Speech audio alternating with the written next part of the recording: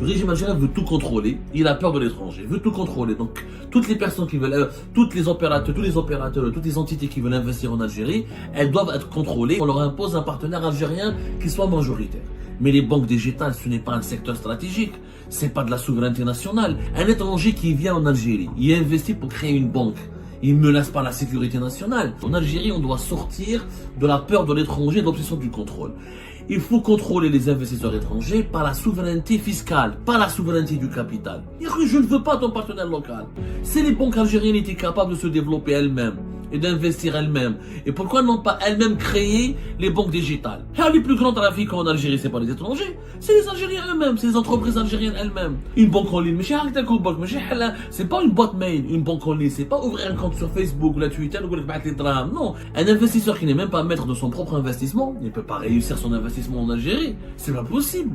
Je vais investir dans une banque digitale en Algérie, mais je peux pas avoir plus de 30% des actions. Alors pourquoi je vais investir? Je vais aller en Égypte, je vais aller au Maroc, je vais aller en Tunisie, je vais aller dans d'autres pays où les législations sont plus souples. Le régime algérien veut tout contrôler, il a peur de l'étranger, veut tout contrôler. Donc toutes les personnes qui veulent, tous les opérateurs, toutes les entités qui veulent investir en Algérie, elles doivent être contrôlées, on les oblige, comme dans le secteur de l'énergie, comme dans le secteur de l'eau, comme dans le secteur, dans le secteur des infrastructures, comme dans pas mal de secteurs jugés stratégiques, on leur impose un partenaire algérien qui soit majoritaire. Mais les banques digitales, ce n'est pas un secteur stratégique, c'est pas de la souveraineté nationale, il n'y a pas de problématique par rapport à la sécurité nationale. Un étranger qui vient en Algérie, il investit pour créer une banque. Il ne menace pas la sécurité nationale, il ne menace pas la stabilité du pays. Au contraire, il va créer des emplois, il va apporter de l'argent, il va apporter du savoir-faire. Je l'ai dit depuis des années, en Algérie, on doit sortir de la peur de l'étranger, de l'obsession du contrôle. Il faut contrôler les investisseurs étrangers par la souveraineté fiscale, pas la souveraineté du capital. Nous, en Algérie, on a un problème. Qui dit un étranger, il faut qu'il soit associé à un Algérien. Je veux investir en Algérie avec mon argent, tu m'imposes un partenaire local obligatoirement. Je ne veux pas ton partenaire local. Si les banques algériennes étaient capables de se développer elles-mêmes et d'investir elles-mêmes, et pourquoi n'ont pas elles-mêmes créé les banques digitales? Pourquoi attendre qu'un actionnaire étranger ou un associé étranger ou un partenaire étranger il vienne de l'étranger pour qu'elle puisse se développer? Un partenaire étranger, il a le droit d'utiliser son argent comme il veut, à condition que ce soit son argent. Il n'a pas besoin d'un partenaire algérien, il ne veut pas d'un associé algérien.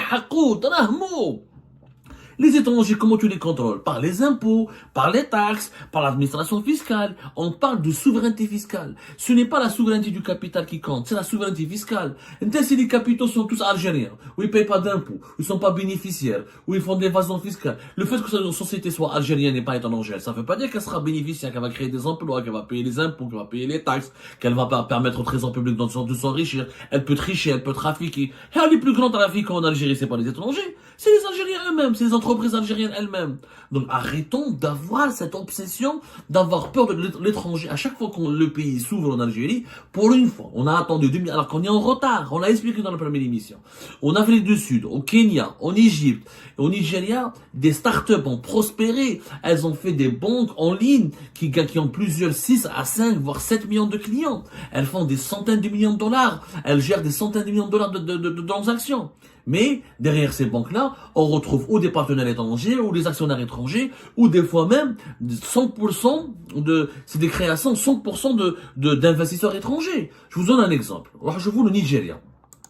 En ce moment, le Nigeria, il y a une banque en ligne qui cartonne qui s'appelle Carbone. Carbone, c'est une start-up nigérienne, etc., qui s'appelle OneFi, qui a été créée à Londres par les Nigériens, des binationaux nigérians le Nigeria, il y a une grande diaspora de Nigeria dans les pays anglo-saxons, c'est un pays anglophone, notamment en Angleterre. Par la diaspora nigériane, elle a créé, des membres de la diaspora algérienne ont créé cette start-up qui s'appelle OneFi. Elle existe alors, elle est basée à Londres comme à Lagos. Elle a été créée par des Nigériens de l'étranger. Ils ont levé 15 millions de dollars, mais les 15 millions de dollars, parce que la banque en ligne, il faut de l'argent. Ce qu'on imagine, ce que les décideurs, les dirigeants algériens qui font, dans tous les domaines, que ce soit dans les banques, dans l'industrie, dans l'agriculture, les dirigeants algériens ne savent pas que c'est pas les lois qui font l'investissement, qui font les investissements. C'est l'argent qui fait les investissements. S'il n'y a pas d'argent, s'il n'y a pas de capitaux investis, il n'y a pas d'investissement. Ouvrir une banque en ligne. Au Nigeria, par exemple, il a fallu au moins 15 millions d'euros pour faire aider la banque en ligne carbone. Au moins 15 millions d'euros. Il faut une application moderne, il faut des aspects de sécurité, il faut des serveurs, il faut des logiciels, de la programmation pour lutter contre les hackers, pour des mesures de sécurité. Il faut créer des cartes bancaires au nom de la banque. Et des cartes, dans ces cartes bancaires, il y a des puces. Il faut des centres d'appel pour gérer les clients. Il faut un siège social, il faut une direction. Il faut payer des salaires, il faut payer des salariés. Il faut payer des cotisations sociales, mais aussi il y a des investissements techniques. Une banque en ligne, c'est pas une boîte mail, une banque en ligne, c'est pas ouvrir un compte sur Facebook ou la Twitter ou non, c'est une plateforme numérique avec une application sécurisée, c'est des comptes qui doivent être créés, c'est des données qu'il faut gérer, qu'il faut protéger, qu'il faut surveiller, c'est des garanties, c'est des accords avec c'est des transactions financières avec des monnaies étrangères ou là une monnaie nationale c'est de l'argent donc tout ça c'est financé par de l'argent. Intègre Doshana dit un investisseur. Drôle le nom, tu veux créer, ok, je peux créer chez toi une banque digitale. Mais tu m'obliges, d'abord tu peux pas te lier à une banque étrangère. Ouais, lèche. Je suis une banque étrangère, j'ai de l'argent, j'offre des garanties, et j'ai une technologie intéressante, et je peux travailler avec des startups algériennes, je peux créer des emplois en Algérie, laisse-moi créer ma banque.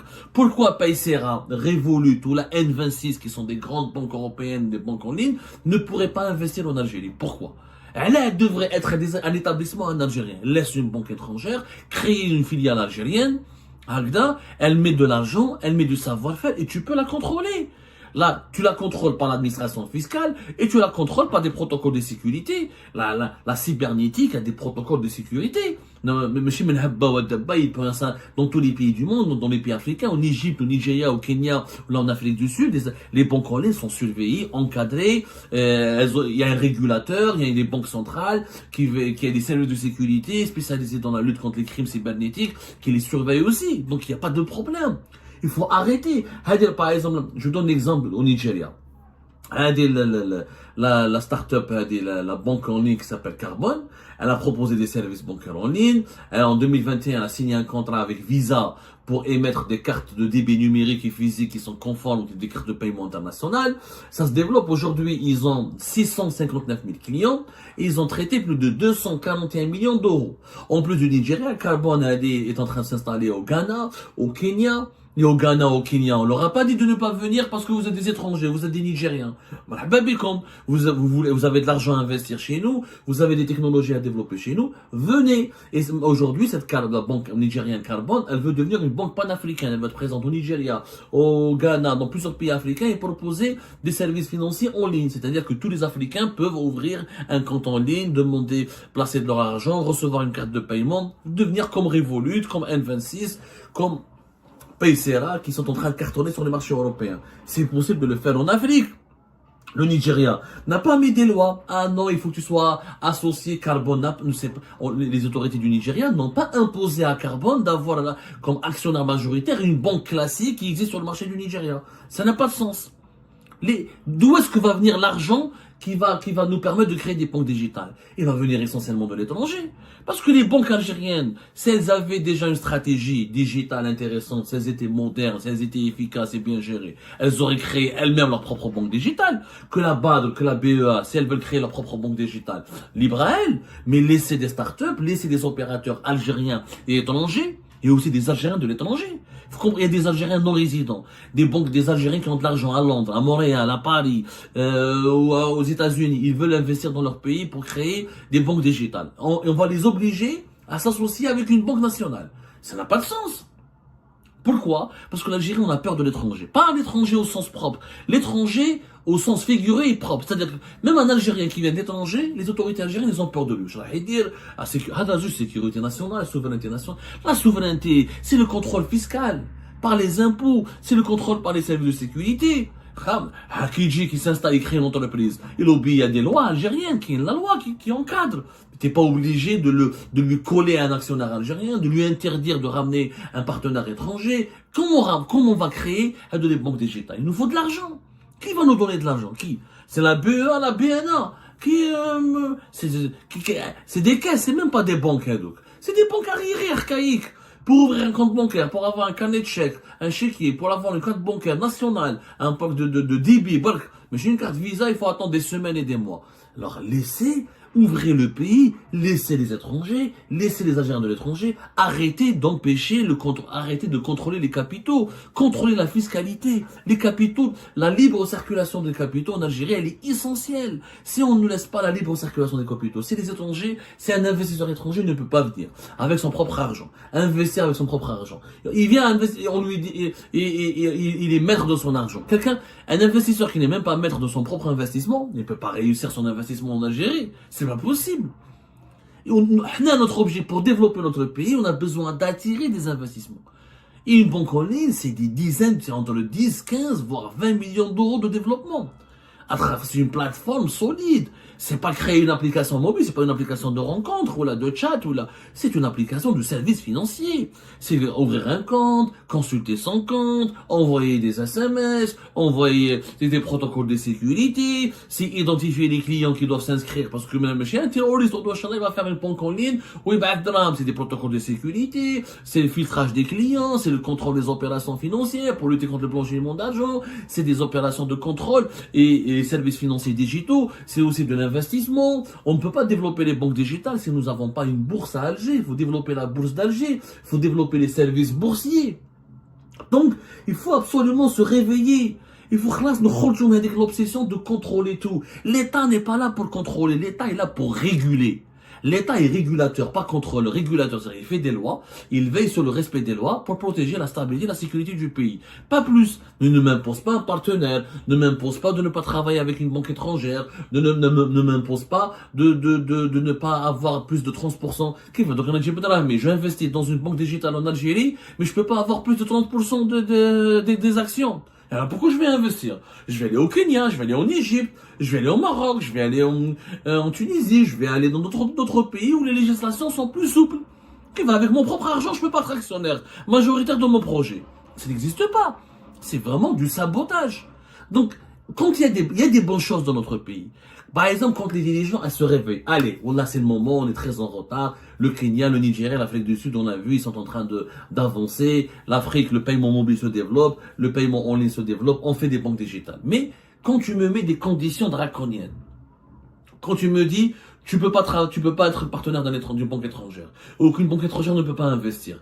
Donc, je veux convaincre vous. Pourquoi ne pas convaincre Revolut Investir de venir en Algérie? Ils peuvent pas, parce qu'elles sont des banques étrangères. Il faut qu'elles créent une banque algérienne. Mais c'est pas la peine. خليها تخدم avec un partenaire algérien privé. دير معها une société avec un partenaire privé. ولا خليها دير une succursale algérienne tant qu'elle paye les impôts, tant qu'elle paye les taxes, tant qu'elle crée des emplois, tant qu'elle permet de faire reculer le chômage et de moderniser les services bancaires de ton pays. Il n'y a pas de problème. On va créer une société algérienne, une succursale. Pourquoi l'interdire? Encore une fois, les capitaux qui sont nécessaires pour créer, nous avons besoin de 3, 4 banques, il y a de la place en Algérie pour plus de 10 banques digitales. Mais au moins pour créer 3 ou 4 banques digitales, c'est des investissements qui peuvent atteindre 100 millions de dollars. Et c'est de l'argent. C'est parce que les gens croient parce que c'est une banque digitale que je crois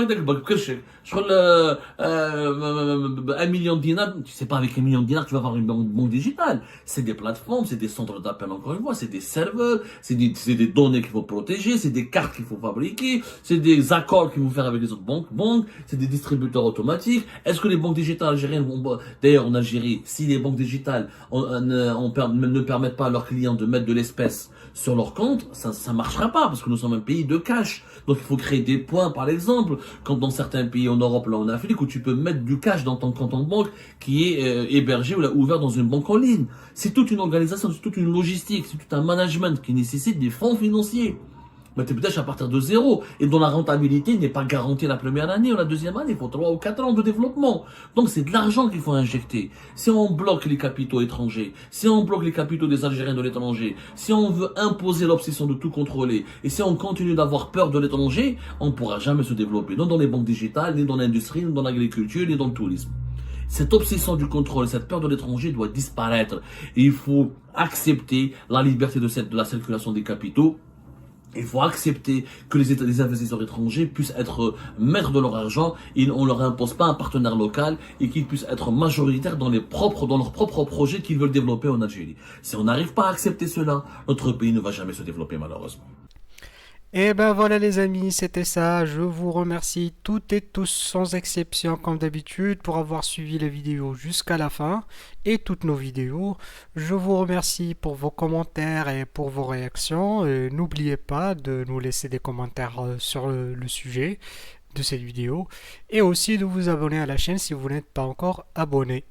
Donc voilà, je vous remercie encore pour votre soutien à la chaîne, pour vos abonnements et pour toutes vos réactions et pour vos commentaires très diversifiés. Et j'espère pouvoir toujours être à la hauteur de vos expectations. Donc voilà, merci encore une fois et à la prochaine dans une nouvelle vidéo. Au revoir.